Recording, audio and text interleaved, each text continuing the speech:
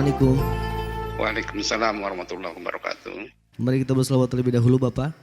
Allahumma salli ala sayyidina Muhammad wa ala sayyidina Muhammad. Allahumma sholli alaihi. Dengan Bapak siapa dan dari mana? Dengan hamba Allah Pak dari Bandung, Pak. Baik, silakan bertanya kepada Buya. Assalamualaikum warahmatullahi wabarakatuh, Buya. Assalamualaikum warahmatullahi wabarakatuh. Semoga Buya senantiasa dalam keadaan sehat dan dalam lindungan Allah Subhanahu wa taala. Amin ya Allah. Buya mau bertanya, saya pernah ditanya oleh teman yang bekerja di sebuah perkantoran. Kata beliau, di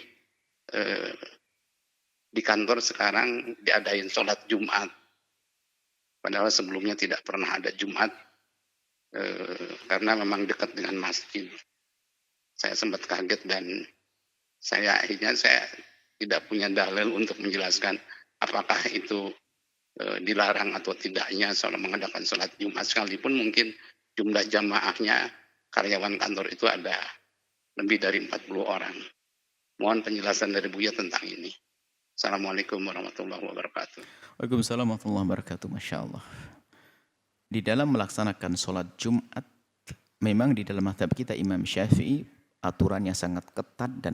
Sehingga sampai dikatakan, selagi sah menurut mazhab Syafi'i, pasti sah menurut mazhab yang lain. Karena mazhab Syafi'i itu hampir dalam urusan Jumat begitu ketatnya. Sehingga kalau sah mazhab Syafi'i menurut yang lain hampir dikatakan sah, hampir. Biarpun dalam hal ini ada perbedaan termasuk masalah bilangan. Kalau mazhab misal Malik itu 12 pun sudah cukup, mazhab Hanafi sampai 3 pun boleh misalnya. Tapi mazhab kita harus 40, itu pun adalah salah satu qaul dalam mazhab Imam Syafi'i. Qaul yang dulu adalah sama dengan mazhab Imam Malik. Kebetulan Imam Syafi'i muridnya Imam Malik, bilangan dan sebagainya. Jadi kesimpulannya begini.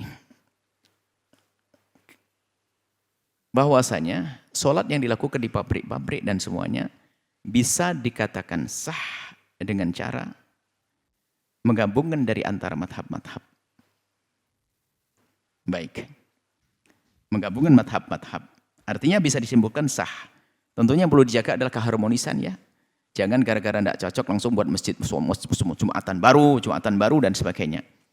Di dalam madhab Imam Syafi'i lagi-lagi, pendapat yang baru dalam mazhab Imam Syafi'i bahwasanya kalau di satu kampung ada 2 masjid yang terakhir enggak sah. Dan ini juga dikatakan oleh hampir jumhur, tapi mazhab yang lain mengatakan ada, enggak apa-apa. Bahkan waktu itu Imam Syafi'i ada di Mesir, itu adalah di seberangnya itu adalah di Kairo, di masjid.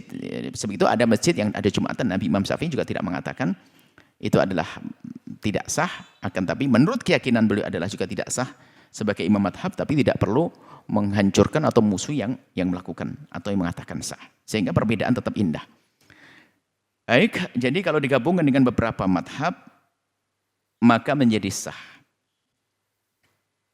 Apakah dengan bahasa yang disebut dengan talfiq? Mungkin orang tidak begitu senang dengan istilah talfiq.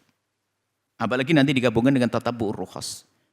Jadi menggabungkan madhab untuk mencari yang gampang, itu enggak sah. Katanya begitu. Kan dikatakan begitu. Kita menulis masalah ini dengan dalam satu catatan kami dalam buku At-Talfiq. Baik.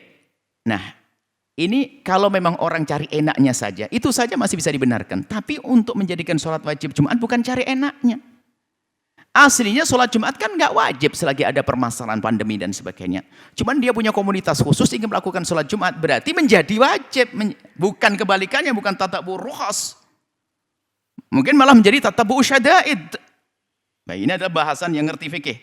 Baik bagi Anda, biarkan mereka melakukan sholat Jumat. Cuman selagi, ini kaidahnya, melakukan sholat Jumat karena kasus-kasus di pondok-pondoknya, santri-santri di pondoknya. Yang penting lega hati ini adalah tidak keluar dari 4 madhab. Tapi 4 madhab yang dianggap. Nggak keluar dari ini. Rinciannya ada rinciannya, cuman gambarannya biar Anda praktis, Anda sah. Karena itu berbeda dengan yang selama ini ditakuti sebagai orang tatabu'ur rukhas yang cari gampangnya saja. Mana gampangnya? Dari sholat bisa sendiri jadi gak boleh kok, jadi harus berjamaah. Karena kalau Jumatan harus berjamaah. Dan ada khutbahnya. Ini adalah malah mengikuti yang berat. Jadi yang semula boleh tidak Jumatan menjadi Jumatan.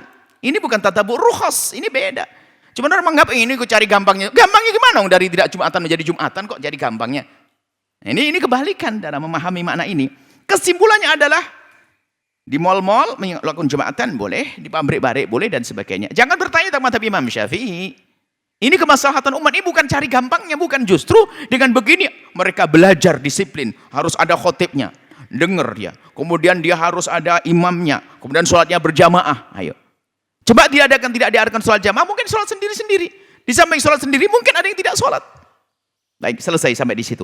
Kemudian nanti ada kaidah lagi bahwasanya selagi dalam sebuah amalan sholat ibadah wajib semacam itu, jika di situ ada perbedaan ulama, maka sunnah jangan diwajibkan untuk diulang. Misalnya setelah sholat Jumat, maka diulang dengan sholat duhur karena itu diperselisihkan tentang keabsahannya. Itu bijak, tapi sifatnya pribadi. Jangan habis sholat Jumatan langsung berdiri lagi. Ayo ngulang dengan duhur. Ya ini bikin orang kecewa. Pengennya langsung kerja harus melakukan 4 rakaat, tambah sholatnya double, 2 rakaat plus 4, 6.